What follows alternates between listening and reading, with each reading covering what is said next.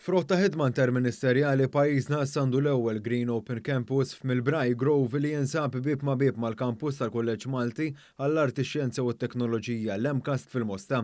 Il-kap eżekuttiv ta' Project Green Steve Lowell ta' dettalji ta' dan il-kampus. Il-fatt 7400 metru kwadru, 200 siġra ġdida, numru ta' bankijiet illi kienu propju l-istudenti stess illi pitruhom biex għamluhom tagħhom. Se jkollna proġetti oħrajn bħal dan irridu naraw aktar spazji miftuħa bħal dawn ukoll.